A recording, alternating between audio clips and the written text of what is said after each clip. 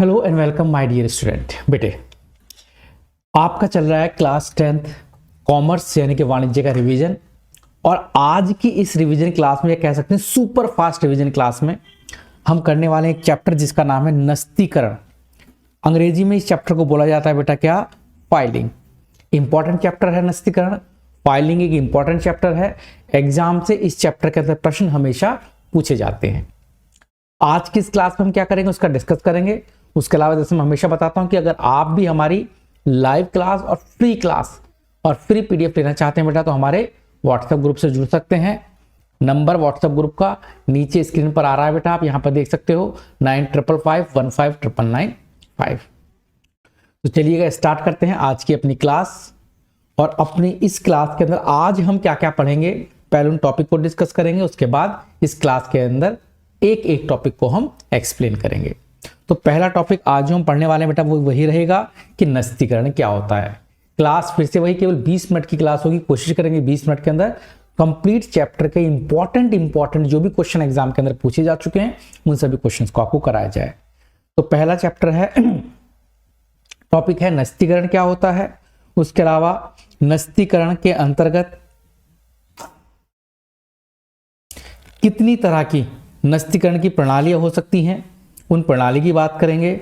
उसके अलावा फिर हम बात करेंगे नस्तीकरण के उद्देश्य क्या क्या होते हैं, कि भैया नस्तीकरण होता क्या है ये तो हमें पता लग गया है, अब नस्तीकरण करते क्यों है, उसके उद्देश्य क्या है या उसके लाभ। उद्देश्य आए या लाभ आए दोनों में आपको यही लिख कर आना, मैं बताऊंगा। उद्देश्य आएगा तो कैसे लिखेंगे, अगर लाभ आएगा तो कैसे लिखेंगे, या विशेषताएं आएंगी तो बेटा इसी प्रश्न को विशेषताओं में भी कन्वर्ट करना बेटा मैं आपको सिखाऊंगा। उसके अलावा एक बहुत ही इंपॉर्टेंट टॉपिक आता है कि अच्छी नस्तीकरण प्रणाली की विशेषताएं क्या क्या हैं। वेरी वेरी वेरी इंपॉर्टेंट प्रश्न की कैटेगरी में है। नस्तीकरण क्या होता है और एक अच्छी नस्तीकरण प्रणाली की क्या क्या विशेषताएं हो सकती हैं। उसके अलावा बहुत इंपॉर्टेंट क्वेश्चन जो पेपर के अंदर आपको पता भी होगा, आपके टीचर ने आपको बताया होगा कि एक प्रश्न है जो कि पेपर में हर साल ही पूछा जाता है लगभग। अगर हर साल ना आए तो 2 साल में 2 साल आएगा, 1 साल नहीं आएगा, फिर 1-2 साल आएगा, फिर 1 साल नहीं आएगा, यानी कि लगभग आने के चांसेस 50% से भी ज्यादा होते हैं इस ईयर। क्वेश्चन है कि खड़ी फाइल प्रणाली और लेटी फाइल प्रणाली क्या होती है, दोनों का अर्थ या दोनों की के अंतर। बहुत इंपॉर्टेंट है खड़ी फाइल और लेटी फाइल प्रणाली में अंतर। और उसके अलावा हमें पढ़ना एक इंपॉर्टेंट टॉपिक है, छोटा सा टॉपिक है, डॉकेटिंग क्या होता है, व्हाट इज डॉकेटिंग। बहुत ही इंपॉर्टेंट है, लगेगा इंग्लिश का वर्ड है, नहीं हिंदी में भी इसे डॉकेटिंग ही बोलते हैं। अब नस्तीकरण की श्रेष्ठ प्रणाली कौन सी होती है, विशेषता नहीं, सबसे अच्छी प्रणाली पेपर में पूछा जाता है कि नस्तीकरण की कौन सी प्रणाली सबसे अच्छी है, आ सकता है। उसके अलावा इंपॉर्टेंट क्या है बेटा, उसके अलावा इंपॉर्टेंट क्या है, उसके अलावा इंपॉर्टेंट है एक तार फाइल प्रणाली क्या होती है, इसके बारे में भी हम चर्चा करेंगे। और हम चर्चा करने वाले हैं लोहे की मुड़ी हुई शलाकाओं वाली फाइल, ये क्या होती है, शैनन फाइल ये क्या होती है। तो कबूतर खाने वाली फाइल बहुत ही इंपॉर्टेंट है पेपर के अंदर, ये क्या होती है इसकी भी चर्चा करने वाले हैं। तो एक एक करके हम क्या करें भाई, इन सभी टॉपिक्स को पढ़ना स्टार्ट करेंगे, फिर करेंगे अपने इस चैप्टर का एक एक पॉइंट का क्या बेटा एक्सप्लेनेशन को। पहले मैंने बताया कि क्लास लगभग 20 से 22 मिनट की होगी, बहुत लंबी क्लास में नहीं लूंगा क्योंकि ये क्या है रिवीजन क्लास है। यहाँ पर सारे टॉपिक भी कराने हैं, लेकिन ऐसे नहीं कराने हैं कि एक सेकंड बेटे, हाँ जी बेटे, तो करते हैं चर्चा अपनी इस क्लास के ऊपर। तो सबसे पहली चीज नस्तीकरण होती क्या चीज है। जैसे बेटा हमने एक शब्द पढ़ा था अनुक्रमणिका क्या होती है, वैसे एक शब्द होता है कि नस्तीकरण क्या होता है, व्हाट इज नस्तीकरण। देखो बेटा नस्तीकरण का मतलब क्या होता है कि हमारे पास जितनी भी फाइलें आती हैं, जितने भी पेपर आते हैं, जितने भी बिल आते हैं, उन सभी बिलों को, उन सभी पेपरों को इस प्रकार से रखा जाए ताकि या उन पेपरों को या उनकी प्रतिलिपियों को बेटा, है ना, जितने भी हमारे पास व्यावसायिक पत्र आते हैं या व्यावसायिक पत्रों की क्या आती है प्रतिलिपि आती है, कि उन्हें इस तरह से सुरक्षित करके रखा जाए कि भविष्य में उन्हें आसानी से प्राप्त कर सके। उन्हें सुरक्षित रखना है, कहने का मतलब जितने भी बिल आएंगे ये बिलों की प्रतिलिपि का मतलब बेटा क्या होता है, फोटोकॉपी। जो बिल आएंगे और उनकी जो फोटोकॉपी आएंगी उन्हें मैं इस तरह से बनाकर रखूं ताकि वो आराम से सुरक्षित रहें और जब आवश्यकता पड़े उन्हें निकाल लिया जाए। और इसी विधि को हम क्या बोलते हैं भाई, नस्तीकरण बोलते हैं। सर कैसे? बेटा बहुत सारे तरीका हो सकता है। आप बेटा क्या किया, एक फोल्डर ले लिया, उस फोल्डर के अंदर बिलों को सजा कर रख दिया, फोल्डर को बंद करके पैक करके रख दिया। ये भी क्या रहा, नस्तीकरण। आपने एक तार ले लिया, उस तार के अंदर सारे के सारे पेपर को परोते गए और उस पेपर को बेटा बांध दिया ताकि वो भविष्य में जब भी जरूरत पड़े उस बिल को निकाल लें। ये भी क्या है भाई, नस्तीकरण। आपने कुछ फाइलें ली, एक फाइल में कुछ पेपर रखे, दूसरी फाइल उसके ऊपर रख दी, तीसरी फाइल उसके ऊपर रख दी और फाइलों में सब अलग अलग पेपर रखे हुए हैं। ये भी क्या है, नस्तीकरण। आपने फाइलों को ऐसे करके जमा दिया, एक फाइल में कुछ पेपर रखे उसे सीधा जमा दिया, दूसरी फाइल में पेपर रखे उसे सीधा जमा दिया, तीसरी फाइल में पेपर रखे उसे भी सीधा जमा दिया। ये भी क्या है, नस्तीकरण। नस्तीकरण को अंग्रेजी में बोलते हैं फाइलिंग, और फाइलिंग का मतलब है कि भैया डॉक्यूमेंट्स को किसी फाइल के अंदर सुरक्षित करके रखना। तरीके बहुत सारे हो सकते हैं डॉक्यूमेंट को रखने के, वो सभी तरीके जिस तरीके से आप अपने डॉक्यूमेंट को संभाल कर रख रहे हो उसमें बहुत सारे तरीके होते हैं बेटा। अलग अलग तरह की फाइलें आती हैं, है ना। आप डब्बे बनवा सकते हो, बॉक्स बनवा सकते हो, फाइलें बनवा सकते हो, तार के अंदर भी कागज को रख सकते हो। वो सभी तरीके जिनसे आप क्या करते हो बेटा, सारे डॉक्यूमेंट्स को, सारे दस्तावेजों को और उनकी प्रतिलिपियों को सुरक्षित करके रखते हो ताकि भविष्य में आसानी से निकाला जा सके। बस उसी ही तरीके को, उसी ही पैटर्न को, उसी ही आपका जो तरीका है बेटा, उसी को क्या बोलेंगे, नस्तीकरण बोलेंगे। तो आई थिंक आप नस्तीकरण तो समझ गए होंगे कि नस्तीकरण कोई बहुत बड़ी चीज नहीं होती। नस्तीकरण का मतलब होता है सिर्फ फाइलों में कागजों को रखना। देखो डेफिनेशन क्या लिखा है, नस्तीकरण विधि के अंतर्गत आने वाले या जाने वाले व्यावसायिक या उनकी प्रतिलिपियों को, व्यवसायिक पत्र या उनकी प्रतिलिपियों को इस प्रकार सुरक्षित रखा जाता है जिससे कि आवश्यकता पड़ने पर किसी भी पत्र तथा प्रतिलिपि को सफलतापूर्वक तथा शीघ्रता से प्राप्त किया जा सके।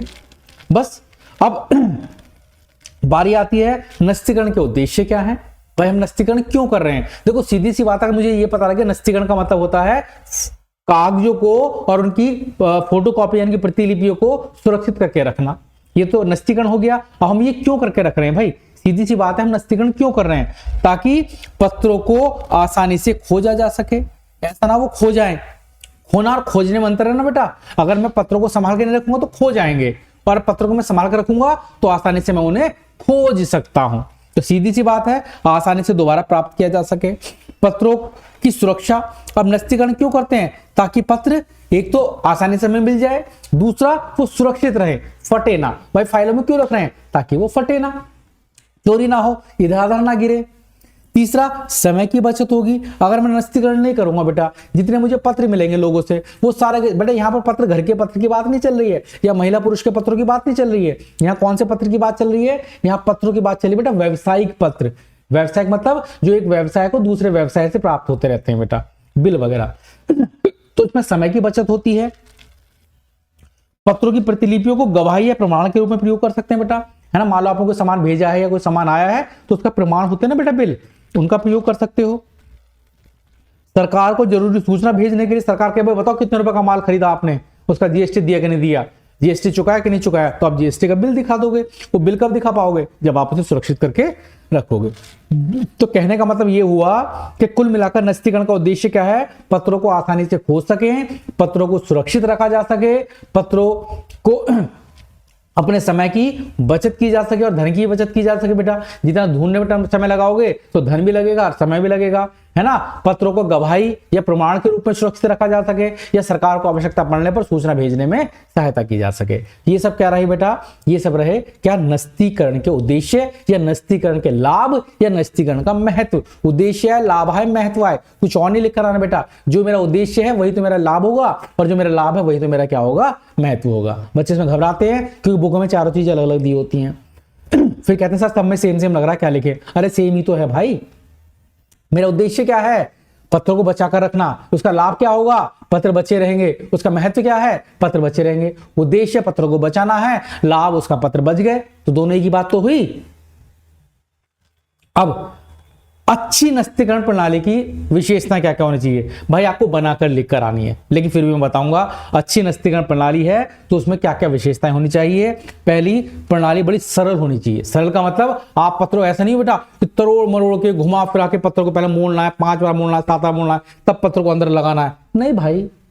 ऐसे करोगे तो कहां समय इतना रखा है। बिल्कुल सिंपल प्रणाली, बिल्कुल सरल होनी चाहिए। पत्रों को रखने की ऐसी प्रणाली हो कि सरल हो। पेपर आया, फाइल में रखा, फाइल को लगा दिया, खत्म, सब खत्म। दूसरा, मितव्ययी होनी चाहिए। मितव्ययी का मतलब सस्ती, जिसमें व्यय कम लगे। ऐसा नहीं बहुत लाखों लाखों की फाइलें आप मंगा रहे हो विदेशों से, क्यों भाई? सस्ती सी प्रणाली प्रयोग करो ना भाई, सारा खर्चा क्या नस्तीकरण में कर दोगे? बाकी काम भी तो करने हैं ना। नेक्स्ट, धूल मिट्टी पानी आग कीड़े मकोड़े दीमक आदि से सुरक्षित रखा जाना चाहिए। भाई नस्तीकरण की अच्छी प्रणाली कौन सी होगी? जो सस्ती होगी, सरल होगी, ऐसी प्रणाली जो आपकी फाइलों को धूल से, मिट्टी से, इन सब चीजों से बचा कर रखे। तो इस तरह से फाइलों को रखो भाई, ऐसी प्रणाली अपनाओ। ऐसा ना हो कि फाइलों में रखा, फाइल फेंक के मार दी, उसमें पानी गिर रहा है, नहीं, ये प्रणाली गलत है भाई। इस प्रकार की होनी चाहिए कि व्यापार की क्षमता के अनुसार वृद्धि या कमी की जा सके। भाई आपने फाइलों को में रखने की कोशिश की है, एक अलमारी बना दी है, पर अलमारी इतनी बनाओ भाई कि अगर फाइलें कम हो तो भी एडजस्ट हो जाए, ज्यादा हो तो भी एडजस्ट हो जाए। तो ऐसी प्रणाली हो जिसे आप एडजस्ट कर सको, है ना। या फिर ऐसे अपने एक दीवार, छोटा सा कमरा ले लिया, उसमें जगह ही नहीं है, ज्यादा फाइलें आ गई तो बिखरी फिर रही है, तो कम से कम बड़ा कमरा लो भाई, उसमें 4 5 6 7 अलमारी लगवाओ। जरूरत पड़े तो अलमारी और लगाई जा सके, जरूरत ना पड़े तो अलमारी हटा दी जा सके। कमरा इतना बड़ा हो कि उसमें एडजस्ट किया जा सके। ऐसी जगह होनी चाहिए जहां पहुंचने के लिए किसी भी कर्मचारी प्रकार कठिनाई ना हो। ऐसा ना बेटा आपने बिल्कुल ऐसी गुफा के अंदर जाकर रख रखी है, कर्मचारी पहुंच ही नहीं पा रहे फाइलों तक। गोपनीय जरूर होनी चाहिए बेटा, ऐसा नहीं होना चाहिए कि सबको पता लग जाए, थोड़ी सी गोपनीय जगह भी हो, है ना, कि भाई ये गोपनीय विभाग है, यहाँ पर फाइलें रखी हुई हैं। पर गोपनीय का मतलब ये नहीं है कि आप ही नहीं ढूंढ पा रहे, इतनी गोपनीय कर दी कि कभी कभी ऐसा होता है ना बेटा, आपके पास अपने सामान रखे होते हैं, आप उसे छुपा कर रख देते हो, अब आप ही को नहीं मिल पा रहा है। तो ऐसी भी ना हो कि गोपनीय तो हो पर इतनी भी गोपनीय ना हो कि आप ही को ना पता लग पाए मेरे बच्चे। आगे चलकर आते हैं बेटा, बड़ा ही इंपॉर्टेंट प्रश्न है, खड़ी फाइल प्रणाली और लेटी फाइल प्रणाली में क्या बताओ भाई, अंतर बताओ। अब खड़ी फाइल और लेटी फाइल का मतलब क्या था पहले मैं बता देता हूं बेटा। आपके पास, आपने देखा हो बेटा, आपके पास एक अलमारी होती है, उस अलमारी में आप बेटा अपनी किताबों को सजाते होंगे। कैसी किताबों को सजाते हैं बेटा? 2 तरह की किताबों को सजाते हैं।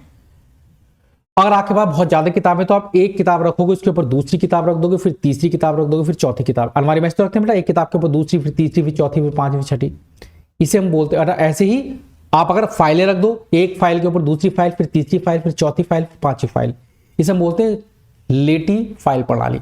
एक फाइल के ऊपर दूसरी फाइल रखी गई है, लेटी फाइल प्रणाली। और खड़ी फाइल में क्या होता है बेटा, आप अलमारी के अंदर सजा रहे हो और एक के ऊपर एक रख रहे बेटा, ऐसे सीधी करके रख रहे हो। ऐसे रखी बेटा कभी आपने किताब, सीधी की सीधी किताब रख दी अलमारी में, उसके ऊपर पता लग गया था कौन सी किताब है, फिर दूसरी किताब लगा दी, फिर तीसरी किताब लगा दी, फिर चौथी किताब लगा दी। ऐसे ही अगर आप फाइलों को लगा दो, पहली फाइल, फिर अलमारी में दूसरी फाइल खड़ी की खड़ी, फिर तीसरी फाइल खड़ी, फिर चौथी फाइल खड़ी, फिर पांचवी फाइल, और इस तरह से सजा दो बेटा फाइलों को। गजब, ये कहलाती है खड़ी फाइल प्रणाली। अलग नहीं है, ये आपकी किताबों को सजाने का तरीका है बेटा, समझ लो। अगर फाइलों को लिटाकर एक के ऊपर एक फाइल रख रहे हो, लेटी फाइल प्रणाली, खड़ी करके रख रहे हो तो खड़ी फाइल प्रणाली। अब दोनों में अंतर क्या है? बड़ा सिंपल सा अंतर है। पहली तो इनकी अवस्था ही है। देखो बेटा, मैंने इस तरह से लिख लिया, आप लाइन खींच कर दोनों तरफ लिखना बेटा, मैंने समझाने के लिए एक साथ लिख लिया बेटा। खड़ी फाइल में क्या होता है बेटा, इसमें पत्र खड़ी अवस्था में रखे जाते हैं, लेटी फाइल प्रणाली में इसमें पत्र लेटी अवस्था में रखे जाते हैं। अब आपको सर इतनी भारी कैसे बता दिया हमें? भारी था ये तो खुद बनाकर लिखोगे, नहीं लिखोगे कि खड़ी फाइल प्रणाली में फाइलों को खड़ा करके और लेटी फाइल प्रणाली में फाइलों को लेटा कर रखा जाता है। दूसरा, इसमें पत्रों को फाइल करने से ज्यादा समय लगता है और लेटी फाइल प्रणाली में पत्रों को रखने में कम समय लगता है। खुद सोचो बेटा, एक के ऊपर एक रखना है, फटाफट फटाफट फटाफट रख दोगे, थर थर थर थर थर थर थर थर थर थर, है ना, इकट्ठी उठाई रख दी। लेकिन खड़ी फाइल प्रणाली में ऐसे नहीं रख पाना, लेटी में तो तुरंत रख दोगे लेटी फाइल में, लेकिन खड़ी में एक एक सजानी है। एक फाइल उठाई, फिर लगाई, फिर एक उठाई, फिर एक लगाई। तो सीधी सी बात है, किताबें खड़ी करके रखी हुई हैं, एक एक किताब लगाने में समय लगता है। तो खड़ी फाइल प्रणाली में अधिक समय लगता है, लेटी फाइल में कम समय लगता है। आगे, खड़ी फाइल प्रणाली महंगी है। कहोगे महंगी क्यों? भैया ज्यादा अलमारी चाहिए, एक एक फाइल को खड़ा करके सजाओगे तो ज्यादा स्पेस लेगी, ज्यादा स्पेस लेगी तो महंगी भी पड़ेगी भाई। खड़ी फाइल महंगी है, लेटी फाइल सस्ती है। खड़ी फाइल अधिक स्थान घेरती है भाई, सीधी सी बात, अधिक स्थान घेरती है तभी तो महंगी है। खड़ी फाइल में एक एक किताब के लिए एक एक जगह, जबकि लेटी में क्या होता है, पूरी एक के ऊपर एक भरते भरते भरते पूरी अलमारी ऊपर तक भर दोगे, पूरी अलमारी ऊपर तक भर दोगे। तो लेटी फाइल कम जगह लेगी, कम जगह में ज्यादा फाइलें आ जाएंगी। खड़ी फाइल में आपको ज्यादा जगह की आवश्यकता पड़ती है। कितने, देखो कितना आसान रहा। खड़ी में खड़ी करके रखते हैं, लेटी में लेटी करके रखते हैं। खड़ी फाइल प्रणाली बेटा क्या होती है, कम समय लेती, सॉरी खड़ी फाइल ज्यादा समय लेती है, लेटी फाइल कम समय लेती है। खड़ी फाइल महंगी होती है, लेटी फाइल थोड़ी सस्ती होती है। खड़ी फाइल में ज्यादा स्थान घेरती है, लेटी फाइल कम स्थान घेरती है। खड़ी फाइल प्रणाली में पत्रों के फटने का भय नहीं रहता। एक एक पत्र आपने ऐसे लगा रखा है या फिर एक एक फाइल आपने ऐसे लगा रखी है, फटेंगे नहीं, आराम से वहीं से खींच लोगे। लेटी फाइल में क्या होगा, एक के ऊपर एक, एक के ऊपर एक, एक के ऊपर एक किताबें रखी हुई हैं, जैसे आपके कपड़े रखे होते हैं, नीचे का कपड़ा निकालोगे तो ऊपर के सारे फट जाएंगे, ये गिर जाएंगे। तो खड़ी फाइल प्रणाली में पत्र सुरक्षित रहते हैं, लेटी फाइल प्रणाली में बेटा पत्र थोड़े से असुरक्षित रहते हैं। तो खड़ी फाइल अधिक सुरक्षित रहती है और लेटी फाइल कम सुरक्षित रहती है। बेटा कभी कभी गड़बड़ हो जाता है लिखने में। खड़ी फाइल प्रणाली आधुनिक है, बड़े व्यापारी यूज करते हैं बेटा खड़ी फाइल को, क्योंकि महंगा होता है तो आधुनिक है, बड़े व्यापारी है वो खड़ी फाइल यूज कर सकते हैं। लेकिन जो छोटा सा व्यापारी है बेटा उसके पास ज्यादा अलमारी तो होती नहीं है, वो तो एक के ऊपर एक फाइल करके रखता है। तो यह प्रणाली छोटे व्यापारी द्वारा प्रयोग की जाती है। इसमें पत्रों को पुनः प्राप्त करने में कम समय लगता है, इसमें पत्रों को दोबारा प्राप्त करने में अधिक समय लगता है लेटी फाइल में बेटा। क्यों? क्योंकि ढूंढना बड़ा मुश्किल होता है बेटा। इसमें ग्राहक के पत्र एक दूसरे से अलग रहते हैं, इसमें ग्राहक के पत्र एक दूसरे के साथ मिल सकते हैं बेटा, ऊपर नीचे रख रखे ना मिक्स हो सकते हैं, उसमें मिक्स नहीं होते हैं। तो बाकी ये 4-5 ही याद करने बेटा, आपको इतने समय को 10 लिख दिए, 10 याद नहीं करने, 4-5 याद कर लेना, लेकिन इंपॉर्टेंट बहुत एग्जाम के अंदर आता है। खड़ी फाइल प्रणाली और लेटी फाइल प्रणाली में अंतर। उसके बाद पढ़ते हैं बेटा एक शब्द होता है डॉकेटिंग। ये डॉकेटिंग शब्द क्या है, डॉकेटिंग क्या होता है, इंपॉर्टेंट है बेटा। डॉकेटिंग को ऊपर ध्यान से समझना, इंपॉर्टेंट है, 1 या 2 नंबर में आता है। पत्रों को मोड़ने के बाद उसके ऊपर काउंटर के रूप में एक संक्षिप्त विवरण लिखा जाता है, जो डॉकेटिंग कहते हैं। मतलब कोई पत्र मिला है, उस पत्र को ऊपर थोड़ा सा मोड़ दो, उसकी साइड कोना मोड़ दो और उस कोने पर लिख दो राम एंड कंपनी, चांदनी चौक, माल का आदेश। यानी कि पत्र को ऊपर के कोने पर मोड़कर उसका एक छोटा सा नाम लिख दिया, ताकि पत्र को आसानी से पूरा पत्र पढ़ने के बजाय उस कोने को देखकर हम समझ जाएं ये पत्र किसका प्राप्त हुआ है, ये पत्र किस चीज का है। तो क्या बोल रखा है, पत्रों को मोड़ने के बाद उसके ऊपर काउंटर के रूप में संक्षिप्त विवरण, पत्रों को मोड़कर उसके ऊपर एक संक्षिप्त विवरण लिख दिया जाता है। संक्षिप्त विवरण मतलब किसका पत्र है और क्या इस पत्र में लिखा, जैसे राम एंड कंपनी का पत्र है चांदनी चौक वालों का, और माल का आदेश है और इस तारीख को प्राप्त हुआ था। तो ऊपर की 1 लाइन से ही आपको पूरा पत्र पता लग गया कि इस पत्र के अंदर क्या है। डिटेल आराम से पढ़ लोगे, लेकिन कोने पर कुछ एक उसकी इंफॉर्मेशन लिख देना। क्या कहलाता है बेटा, डॉकेटिंग कहलाता है। बहुत इंपॉर्टेंट है डॉकेटिंग क्या होता है। नस्तीकरण की सर्वश्रेष्ठ प्रणाली क्या होती है बेटा, सर्वश्रेष्ठ प्रणाली बोल रखा है, नस्तीकरण की खड़ी फाइल प्रणाली को सर्वश्रेष्ठ और वैज्ञानिक प्रणाली माना जाता है बेटा। खड़ी फाइल प्रणाली को, लेटी तो होती नहीं है, खड़ी करके फाइल रखोगे, सर्वश्रेष्ठ प्रणाली कहलाएगी। अब लेटी फाइल प्रणाली, खड़ी फाइल प्रणाली के कुछ दोष हैं, कुछ गुण हैं, वो बेटा मैं आपको पास भेज दूंगा, तब आप उसके अंदर कर सकते हो। मतलब मैं आके ग्रुप पर भेज दूंगा, आप वहां से इसे पढ़ लोगे।